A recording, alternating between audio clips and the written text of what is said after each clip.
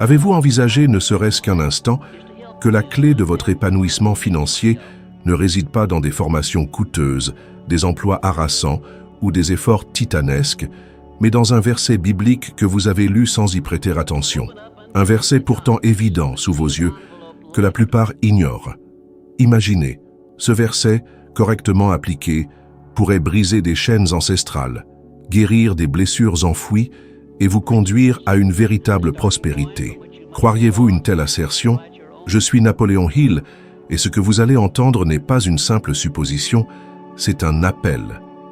Observez autour de vous. Combien de personnes sont prises dans une spirale infernale, presque hypnotique? Elles se réveillent, consultent leur compte en banque, ressentent la peur et prennent des décisions dictées par cette peur. Pire encore, elles considèrent cela comme normal. Elles croient qu'elles doivent voir la transformation avant de la ressentir. Mais laissez-moi vous éclairer. C'est l'exact opposé de la véritable manifestation. Pendant des années, j'ai étudié des hommes qui ont bâti des empires, observé des femmes qui ont transformé leur famille, côtoyé des esprits brillants. Et savez-vous ce qui les unissait? Une capacité quasi surnaturelle à visualiser l'invisible, comme s'il était réel. Ce n'est pas de la poésie, c'est de la science, c'est la Bible, c'est l'essence même de l'esprit. Il y a un passage dans Romains, chapitre 4, verset 17, qui a tout changé pour moi. Dieu appelle les choses qui ne sont point comme si elles étaient. Voilà le code, la fréquence vibratoire de la création, le secret que beaucoup ignorent, tandis qu'ils supplient pour un miracle déjà accordé. Alors que la plupart attendent que la vie s'améliore pour se sentir bien, Dieu enseigne le contraire. Sentez-vous bien, maintenant, car c'est ainsi que la réalité se transforme. Il ne voit pas la lumière avant de dire que la lumière soit. Il déclare la lumière avant son existence. Et c'est ce même esprit qu'il a déposé en vous. Comprendre cela profondément a provoqué une véritable rupture en moi. J'étais ruiné, dépourvu de prestige et de ressources, persuadé que mes rêves étaient anéantis. C'était durant ma jeunesse, avant penser et devenir riche. Mais quelque chose en moi criait, ce n'est pas fini, ce n'est pas la fin. Une nuit, seul, froid et affamé. J'ai fermé les yeux et j'ai commencé à visualiser. Non pas ce qui était, mais ce que je décidais de vivre. Je voyais mon livre entre les mains des gens, des lettres de lecteurs reconnaissants, des applaudissements, des pages qui s'écrivaient. Mon corps a tremblé cette nuit-là. Non pas de peur, mais d'une conviction étrange, presque irrationnelle. Je savais que tout cela existait déjà, et à cet instant, sans le sou, je me suis senti millionnaire. À partir de ce moment, tout a commencé à bouger. Vous pouvez appeler cela une illusion, mais ce n'est pas une illusion, c'est de la co-création. Bruce Lipton, biologiste cellulaire, affirme que nos cellules répondent davantage à l'énergie qu'à la chimie. Cela signifie que votre corps, votre esprit et votre champ énergétique réagissent constamment à ce que vous ressentez, pas à ce que vous verbalisez. Des paroles sans émotion sont impuissantes. Mais lorsque vous parlez avec conviction, quelque chose dans l'univers entier répond. Avez-vous remarqué que ceux qui se plaignent attirent davantage de raisons de se plaindre? Que ceux qui attendent un signe semblent toujours dans l'attente? Le monde ne vous donne pas ce que vous désirez, mais ce que vous vibrez. Et cette vibration commence par la façon dont vous nommez votre réalité. Dieu ne réagit pas au monde, il déclare le monde. Et vous avez été créé à son image. Cela ne signifie pas que vous avez les mêmes yeux, mais que vous possédez le même schéma créateur, la même structure spirituelle. La différence est qu'il le sait déjà, et vous êtes peut-être encore en train d'apprendre. Si vous ressentez la pénurie, l'angoisse ou le doute, ne vous culpabilisez pas. On vous a appris ainsi. Dès l'enfance, on vous a appris à être la conséquence des circonstances, à attendre, à supplier pour recevoir des bénédictions. Mais maintenant vous savez, le miracle commence lorsque vous invoquez ce qui n'existe pas encore, comme si c'était déjà votre. Observez un architecte. Il arrive sur un terrain vide et désigne. Ici sera la porte, ici la fenêtre, ici l'escalier. Il n'y a rien, mais en lui tout existe déjà.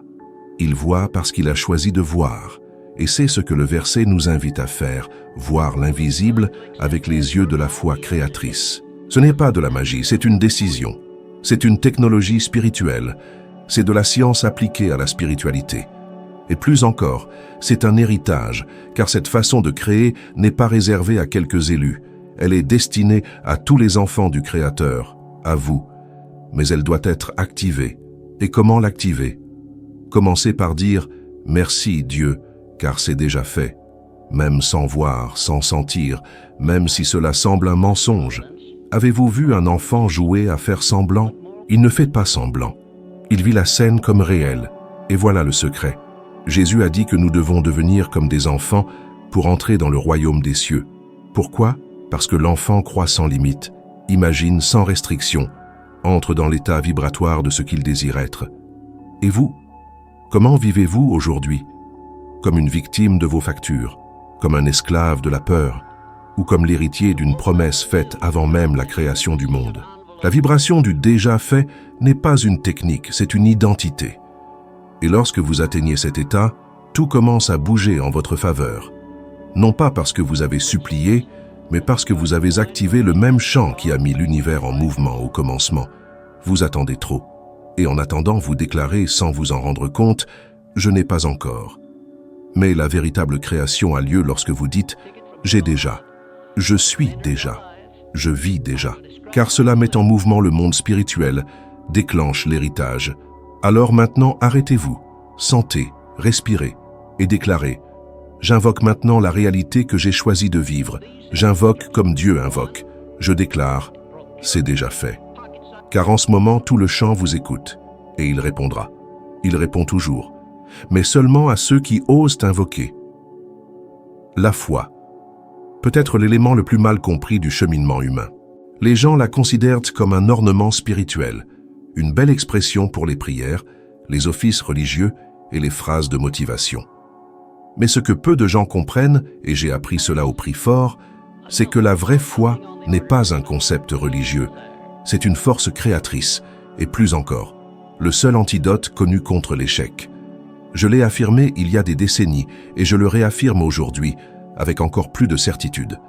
Mais quel type de foi est-ce? Ce n'est pas la foi qui attend, qui souffre en silence, qui se résigne en pensant que Dieu sait ce qu'il fait, tandis que la vie s'écoule entre les doigts. Ce n'est pas de la foi, c'est de la résignation. La foi qui transforme est active, vivante, mobile, vibrante. Elle refuse d'accepter tout scénario qui contredit la promesse qu'elle porte en elle. Elle est audacieuse et agit même lorsque tout indique le contraire. Lorsque j'ai écrit « Penser et devenir riche », l'une des découvertes les plus marquantes a été que tous ceux qui ont atteint de grandes richesses, tant financières que spirituelles, avaient quelque chose en commun. Ils savaient croire avant de voir.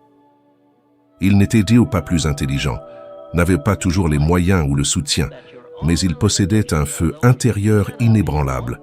Et ce feu avait un nom, la foi. Mais il y a un détail. Cette foi n'est pas passive, ce n'est pas de l'attente, c'est une décision vibratoire.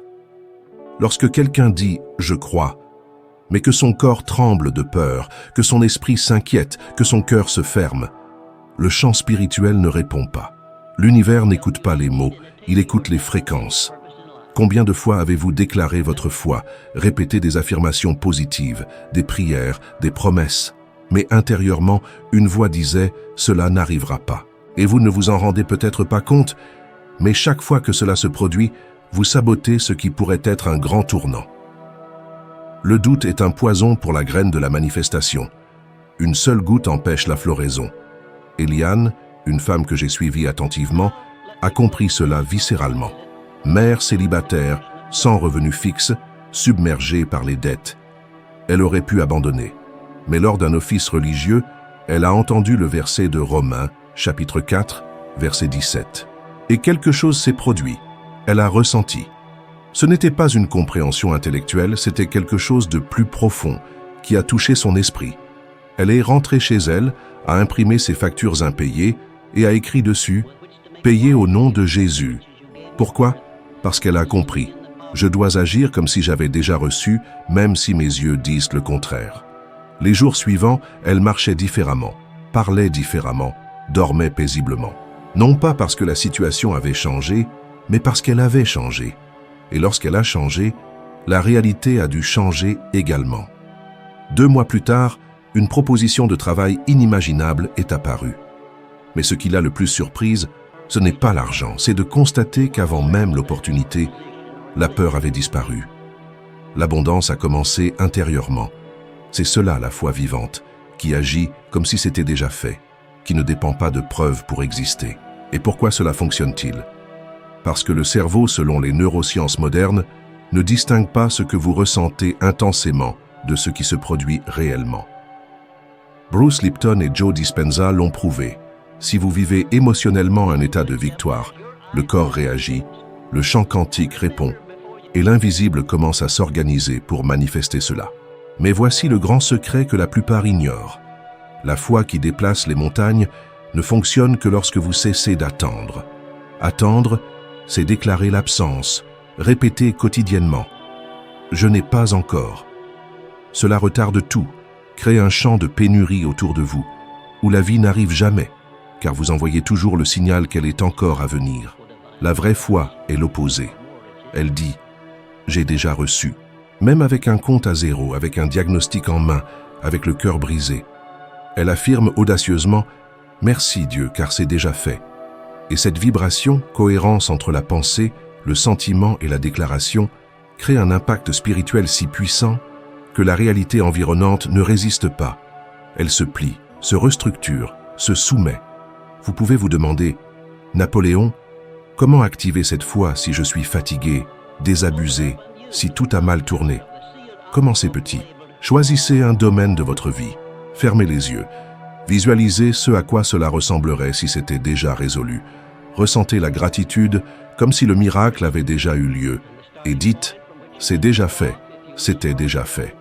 En Dieu, cela a toujours été mien. » Ce petit acte, répété avec sincérité, peut changer le cours de votre vie. Vous cessez d'être un suppliant et vous vous alignez sur ce qui a déjà été écrit pour vous. Vous passez de spectateur à protagoniste. Et l'impossible devient possible. L'improbable se rapproche. Et ce qui était bloqué se met en mouvement. J'ai vu cela se produire des milliers de fois. Des entrepreneurs, des mères célibataires, des personnes en dépression profonde, des personnes âgées, sceptiques. Tous avaient quelque chose en commun. Ils ont cessé d'attendre et ont commencé à invoquer, à vivre, à croire avec leur corps, à déclarer avec autorité. Et lorsque cela arrive, le miracle n'est plus une exception, il devient la norme. Êtes-vous prêt à vivre ainsi ou continuerez-vous à attendre des signes? Le signe a déjà été donné. Il est dans Romains, chapitre 4, verset 17. Et maintenant, il est gravé en vous. Utilisez-le, vivez-le, et voyez ce qui se passe lorsque la foi cesse d'être une croyance et devient un état d'être. La plus grande clé que j'ai découverte ne portait pas sur l'argent ou le succès, mais sur l'identité. La vie ne vous donne pas ce que vous désirez, mais ce que vous croyez déjà être vôtre. Cette différence change tout. La plupart des gens courent après les résultats, tentant de réparer l'extérieur, croyant qu'en contrôlant la réalité, ils changeront leur intérieur. Mais c'est le contraire. Votre intérieur forme la réalité qui vous entoure. Et si vous ne changez pas intérieurement, rien ne change véritablement extérieurement. J'ai toujours affirmé, la seule limitation réelle de l'être humain est celle qu'il accepte comme vraie. Et la limitation la plus insidieuse est l'identité déformée, qui nous fait croire que nous ne sommes pas assez bien, que nous ne le méritons pas, que nous devons conquérir le droit à la prospérité, à l'amour et à la santé. Mais lorsque vous comprenez le verset de Romains, chapitre 4, verset 17, avec les bons yeux, tout change. Car là se trouve la fréquence vibratoire de la création. Dieu appelle les choses qui ne sont point comme si elles étaient. Ce n'est pas de la poésie, c'est de l'identité. Il n'appelle pas en suppliant, il appelle comme quelqu'un qui sait. Vous appelez ce que vous ressentez comme étant vôtre. Vous appelez un ami, pas un étranger, un enfant, pas un inconnu. Alors, lorsque vous invoquez la prospérité, la santé, la paix, avec quelle identité invoquez-vous? Comme un mendiant spirituel? Comme quelqu'un qui espère que cela réussira? ou comme l'héritier du Créateur de l'univers. Cette identité détermine la vibration que vous émettez et la vibration façonne la réalité. Joe Vital appelle cela l'état d'être magnétique. Vous n'attirez pas ce que vous voulez, vous attirez ce que vous êtes. Si vous sentez qu'il manque quelque chose, l'univers répond « manque, absence, carence ». Mais si vous vibrez la gratitude, la certitude, la présence, l'univers répond par la livraison, l'abondance, la fluidité. Et pourquoi est-ce si difficile? Parce qu'on nous a appris à négocier avec la vie. On nous a appris que nous devons tout mériter, faire nos preuves, souffrir pour prouver notre valeur. Mais l'héritage spirituel ne se reçoit pas par mérite, mais par identité. L'enfant ne demande pas d'héritage. Il vit comme celui qui sait déjà qu'il est héritier. Et la prospérité répond à cette attitude. Je me souviens de Renato, un homme ordinaire qui luttait contre les dettes, les vices et l'échec. Il avait prié, jeûné, cherché de l'aide, mais rien ne changeait. Jusqu'à ce qu'il entende une phrase. « Vous n'attirez pas ce que vous voulez, vous attirez ce que vous êtes. » Ces mots l'ont confronté. Il a réalisé qu'il désirait une vie abondante, mais qu'il vivait comme une victime. Il parlait comme quelqu'un de petit, pensait comme quelqu'un qui devait convaincre Dieu d'être bon. Et symboliquement, il a commencé à faire quelque chose de différent. Il a lu Romains, chapitre 4, verset 17, et a décidé de vivre ce qui y était écrit. Pendant 40 jours, il a répété ce verset non pas comme un mantra, mais comme quelqu'un qui construisait une nouvelle identité. À la fin, tout a changé. Il a obtenu un nouvel emploi, a abandonné les habitudes qui le retenaient, a commencé à aider d'autres hommes à sortir de la même situation. Il est devenu une parole vivante. Il ne répétait pas seulement la promesse, il est devenu la promesse. C'est ce niveau qui transforme. Lorsque vous comprenez que vous n'êtes pas venu pour répéter des prières, mais pour être le reflet du Créateur. Lorsque vous comprenez que la foi n'est pas une tentative pour convaincre Dieu, mais un accord avec lui, un alignement d'identité. Peut-être que vous êtes confronté à des doutes, des comparaisons, des insécurités, que vous pensez avoir tout essayé. Mais je vous demande, essayez-vous de faire quelque chose pour changer votre vie? Ou devenez-vous quelqu'un qui attire naturellement ce changement? Il y a un abîme entre vouloir et être. Vouloir est mental, être est vibratoire. Beaucoup d'affirmations ne fonctionnent pas. Vous dites « je suis prospère », mais vous ne le ressentez pas. Et l'univers répond à ce que vous ressentez, pas à ce que vous dites. Vous dites « je suis guéri », mais votre cœur vibre de peur, de doute, de ressentiment. La manifestation meurt dans cet espace entre ce que vous dites et ce que vous émanez. Lorsque vous réalignez votre identité, le monde n'a pas le choix. Il se plie, vous reconnaît. La création répond à l'autorité spirituelle, et l'autorité n'existe que là où il y a congruence. Là où l'esprit, l'émotion et la parole sont en harmonie. Là où votre déclaration vient de la certitude, pas de la carence. Imaginez votre vie si vous viviez, à partir d'aujourd'hui, comme quelqu'un qui possède déjà tout ce qu'il désire. Comment marcheriez-vous? Parleriez-vous? Penseriez-vous?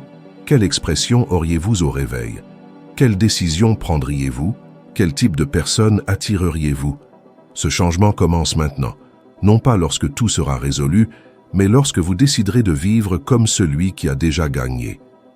Cette identité vibre à la bonne fréquence, et l'univers écoute. Le problème n'a jamais été le manque d'opportunités, c'est le manque de cohérence entre ce que vous êtes intérieurement et ce que vous dites vouloir extérieurement.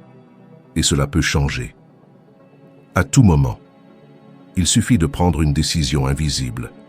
Cessez de demander, de justifier, et commencez à déclarer avec la certitude de celui qui possède déjà, à se déplacer comme celui qui est déjà arrivé. La réalité n'est pas statique, c'est un miroir de votre état d'être. Et si vous changez qui vous êtes, le monde change avec vous. Vous n'êtes plus au même endroit, car maintenant vous savez. Et une fois que vous savez, vous ne pouvez pas faire semblant de ne pas avoir vu. Choisissez d'être, pas de paraître, pas d'attendre, juste être. Car lorsque l'identité correcte est activée, le miracle devient inévitable. Avez-vous remarqué comment le ciel semble se fermer lorsque nous avons le plus besoin de réponses? Comme si rien ne fonctionnait. Même si nous prions, essayons, déclarons, et la question surgit. Que fais-je de mal? Beaucoup de gens vivent prisonniers d'un schéma invisible qui se répète. Et cela s'appelle attendre. Attendre que la vie s'améliore. Attendre que Dieu agisse. Attendre le bon signe, la bonne personne, l'argent juste, le moment juste. Mais cette attente a une énergie qui sabote tout, l'énergie de l'absence. Et le verset de Romains, chapitre 4, verset 17, le dit clairement. Dieu appelle les choses qui ne sont point comme si elles étaient. Avant toute évidence, il déclare comme si c'était la réalité. Mais la plupart vivent le contraire. Ils croient après avoir vu, remercient après avoir reçu, vibrent après avoir ressenti, et cela retarde le miracle. La manifestation ne se produit pas lorsque vous implorez, elle se produit lorsque vous incarnez, lorsque vous vivez comme si c'était déjà réel. Je me souviens d'Anderson, un vendeur indépendant, travailleur, honnête, mais bloqué par un plafond invisible. Peu importe ses efforts, ses revenus ne dépassaient jamais une certaine somme. Il blâmait le marché, le gouvernement, la concurrence. Jusqu'à ce qu'un après-midi, il entre dans une église vide, sans pasteur, sans musique, sans personne. Mais il y avait une Bible ouverte sur l'autel. Il s'est approché, et là se trouvait le verset. Dieu appelle les choses qui ne sont point comme si elles étaient, et quelque chose a explosé en lui. Il est tombé à genoux et a compris « J'attends, mais Dieu m'a appelé à appeler ». Cette nuit-là, il a créé un nouveau rituel. Chaque jour, avant d'appeler ses clients, il s'asseyait, respirait profondément et visualisait son agenda rempli, des clients souriants, des factures payées. Et plus important encore, il ressentait une gratitude anticipée, comme si tout était déjà arrivé. Il a commencé à marcher différemment, à parler différemment. La vie, parfois, nous cloue sur place. Un sentiment d'impuissance nous envahit. On se sent victime, à la merci des événements. Mais que se passe-t-il lorsqu'on décide de reprendre le contrôle, de passer de spectateur à acteur principal de son propre récit? Anna, par exemple, séparée, mère de 2 enfants, au chômage, se sentait épuisée, bloquée. Puis un déclic. Un jour, elle s'est habillée comme pour un entretien d'exception, s'est regardée dans le miroir et a déclaré avec conviction « Je remercie Dieu, je suis déjà employée, reconnue, comblée. » Pas de changement extérieur, mais une révolution intérieure. Ce tournant intime a précédé la transformation visible. La même semaine, sans même postuler, une ancienne collègue lui a proposé un poste. « Le miracle n'a pas été le travail en lui-même, » dira-t-elle plus tard. « C'est mon changement d'état d'esprit. J'avais déjà franchi le seuil. » Voilà le cœur du mystère. L'extérieur n'est que le reflet de notre monde intérieur. Il ne répond pas aux supplications, mais à l'alignement, à la résonance vibratoire. Imaginez, vous agissez comme si vous possédiez déjà ce que vous désirez. Vous vous réjouissez par anticipation. Vous exprimez votre gratitude comme si l'abondance était déjà là. L'univers alors n'a d'autre choix que de s'adapter. Il obéit aux fréquences, pas aux vœux pieux. C'est la clé. On ne manifeste pas ce qu'on souhaite, mais ce que l'on vit comme déjà acquis. C'est un entraînement, une posture spirituelle, pas une supercherie. Il s'agit de changer sa signature énergétique, de passer de la supplication à l'affirmation, de la passivité à l'action. Ce n'est pas un miracle, c'est une loi. Une loi universelle qui se base sur un principe simple. Vous êtes créateur de votre réalité. Vous avez été conçu à l'image de cette force créatrice. Vous aussi, vous pouvez déclarer avant de voir, ressentir avant de toucher, remercier avant de récolter. Alors, aujourd'hui, un défi. Choisissez une tenue qui symbolise la personne que vous aspirez à être. Portez-la, déplacez-vous chez vous avec cette nouvelle identité. Ressentez la prospérité, la guérison, la liberté. Ne faites pas que l'imaginer, vivez-le, même 5 minutes. Regardez-vous dans le miroir et dites « J'ai déjà vaincu. Je vis comme si j'avais déjà tout. Je suis celui qui appelle et qui voit. » Répétez cela chaque jour. Intégrez cette fréquence et elle façonnera votre réalité. Vous n'attendez pas un miracle, vous êtes le miracle en éveil. L'univers vous écoute. Ce chemin de la manifestation authentique est une progression constante, chaque pas vous rapprochant de la vie qui vous attend. Aimez cette vidéo, partagez-la, abonnez-vous, rejoignez notre communauté. Le meilleur est à venir.